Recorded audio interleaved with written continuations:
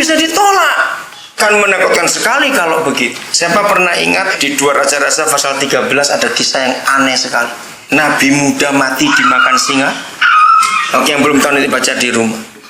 Ayat itu sampai hari ini jadi kontroversi karena Nabi ini dibohongin oleh Nabi tua.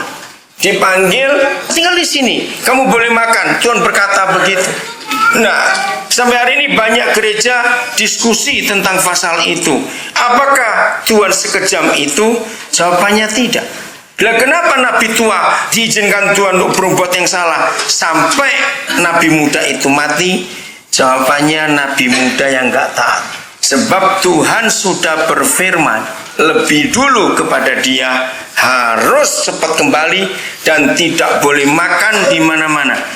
1 Raja-Raja 13. Nah, siapa yang pernah punya masalah, ada nubuat, ada penglihatan, ada pernyataan Tuhan, kamu sembuh misalnya, mati. Ada yang menerima nubuatan sampai berkali-kali, itu jodohmu, ternyata dia kawin sama orang lain. Oke? Nah, itu banyak kasus yang terjadi. Kenapa bisa begitu? Dengarkan, yang hobinya main nubuat karunia roh semuanya, adalah hari ini kita belajar. Semua karunia itu hanya peneguhan. Ya, yang kita harus lakukan adalah firman Tuhan, bukan karunia itu. Apalagi untuk jodoh, jangan sekali-kali pakai karunia, jangan saudara. Kalau jodoh pakai fakta saja, jangan pakai karunia semuanya. Sudah banyak terjadi kacau. Ada yang mimpi 17 kali. Sampai begitu banyak, bayangin dia marah-marah pada Tuhan. Enggak. Karena itu tidak boleh pakai karunia Roh Kudus. Harus pakai fakta saja. Jalani. Jadi yang lain itu hanya meneguhkan. Kita harus terima dulu firman Tuhan, baru ada nubuat yang meneguhkan. Jadi bukan nubuat itu yang kita pegang.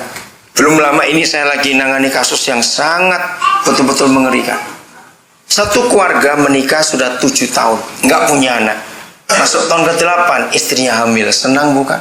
Wah, satu gereja nubuati yang luar biasa, tinggal di Australia ini orang. Nubuatnya hebat-hebat. Semua berkata anak ini laki. Semua berkata dalam nubuat itu akan jadi begini, jadi begitu. Saudara, mereka pulang ke Indonesia liburan, kandungan kira-kira umur hampir 4 bulan. Sampai di Jakarta keguguran. Mereka marah dengan Tuhan. Wah, sudah sampai gereja itu jadi kacau juga. Karena yang nubuat enggak 2, enggak 3, enggak 7, sekian banyak. Dan semua nubuatannya itu positif dan luar biasa. Nah, waktu Desember lalu saya di kota itu, saya pikir suasana gereja kok tidak enak sekali. Ada apa ini? Mereka enggak cerita, tapi Roh Kudus tunjukkan. Nah, ternyata ada kasus itu. Jemaat jadi meragukan Tuhan. Nah, saya mulai berkata kepada mereka, nubuat itu bukan firman Tuhan. Harusnya yang mereka 2 suami istri terima firman dulu dari Tuhan, baru peneguhannya lewat nubuat itu. Yang kedua saya terangkan pada mereka, tidak mungkin Tuhan itu akan nuruti kita. Jawab baik-baik, iya atau tidak? Ya. Tidak mungkin Tuhan akan nuruti kita. Tuhan itu Tuhan, biarkan apa yang dia mau dia kerjakan. Kita yang harus ngikuti dia, bukan kita paksa dia ngikuti. 100% orang Kristen yang kecewa dengan Tuhan, pasti dia ingin jadi Tuhan. Betul tidak? Kalau dia nggak jadi Tuhan, nggak akan kecewa. Kenapa saudara tertawa? Karena sering alami. Maka itu saudara, hal terbesar menjadi orang Kristen adalah menaklukkan kehendak diri sendiri. Itu hal yang paling besar dalam hidup kita. Lawan kehendak kita sendiri. Saudara sering dengar khotbah-khotbah berkat terus. Membeli perpuluhan dapat berkat. Salah khotbah itu. Kenapa? Karena kalau saudara memberi perpuluhan lalu minta imbalan, ya pelihara tuyul saja. Nggak usah jadi Kristen. Kenapa kira-kira? Karena Tuhan kita pancing-pancing. Betul enggak? Tuhan kita pancing-pancing, nggak usah. Maka itu saya nggak setuju kalau pendeta ngajarkan beri perpuluhan, pasti akan diberkati. Terus biasanya kalau gitu diteruskan. Begitu Jumat ada yang lapor, aduh usaha kami lagi ngalami kesusahan. Jawabannya, pasti kamu belum bayar perpuluhan. Itu kata-kata yang salah. Ada anak tiba-tiba sakit, wah biaya besar rumah sakit. Kalau pendeta per bulan berkata, pasti kamu belum bayar per bulan berapa bulan. Saudara, itu ngaco sama sekali.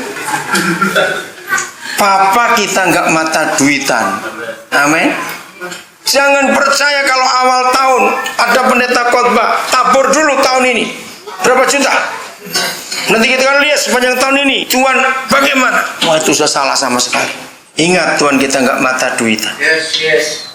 Jangan kita memberi perpuluhan lalu kita minta imbalan.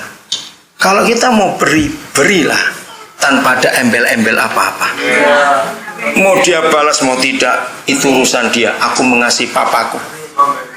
Itulah ketaatan. Kan jahat sekali kalau kita buat sesuatu supaya kita dapat sesuatu balik. Enggak, Tuhan kita enggak seperti itu.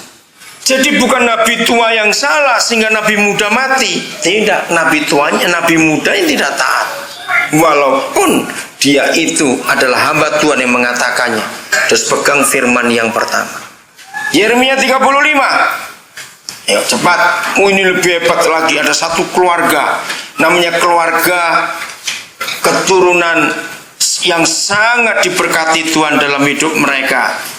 Pasal 35 kitab Yeremia. Keluarga Rekab namanya. Hari itu Yeremia capek, putus asa sebagai hamba Tuhan karena nubuatnya, ya, firman Tuhan sampaikan gak diperhatikan oleh bangsa Israel. Dalam badan Yeremia kecewa, Tuhan hibur mereka. Firman yang datang dari Yahweh kepada Yeremia di zaman Yoyakim bin Yosia, Raja Yehuda. Bunyinya, pergilah kepada kaum orang Rekab, bicaralah dengan mereka, dan bawalah mereka, dengar ini, ke rumah Yahweh, ke dalam salah satu kamar, kemudian berilah mereka minum anggur. Lihat saudara, yang memerintah ini nabi. Nabi Yeremia yang diurapi, nabi yang besar, yang bangsa Israel sangat menghormati. 2, dipanggil ke rumah Yahweh yang kudus, bukan ke tempat lain. Di dalam salah satu kamar dari pejabat atau nabi atau imam besar di rumah suci itu. Sudah hebat bukan? Lihat sikap mereka. Kemudian, maka aku menjemput Yasanya bin Yeremia bin Habasinya beserta saudara-saudaranya dan semua anaknya, pendeknya, segenap kaum orang Rekab atau keluarga Rekab. Aku membawa mereka ke rumah Yahweh, ke dalam kamar anak-anak Hanan bin Yigdalia abdi Tuhan itu. Itulah kamar yang di sebelah kamar para pembesar. Di atas kamar Maaseiah bin Salum menjaga pintu. Jadi itu ruangan khusus.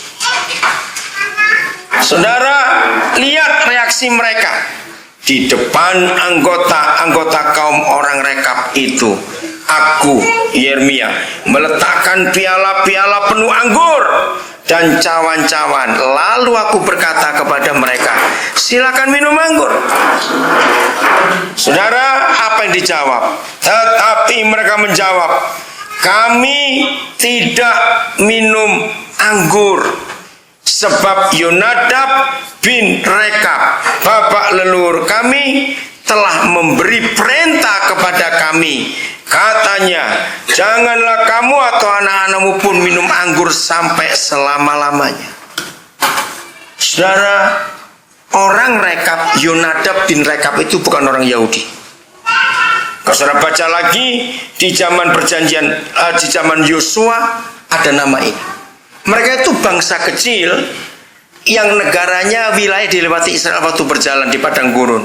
Lalu mereka mau bergabung dengan Yosua waktu itu, dan mereka ikut. Rupanya mereka tinggal dengan Israel sampai mereka menetap di Kanaan. Dan karena mereka mentaati hukum-hukum Taurat yang Musa berikan, maka mereka dihisap, dimasukkan dalam keluarga Yahudi. Nah, yang mengagetkan adalah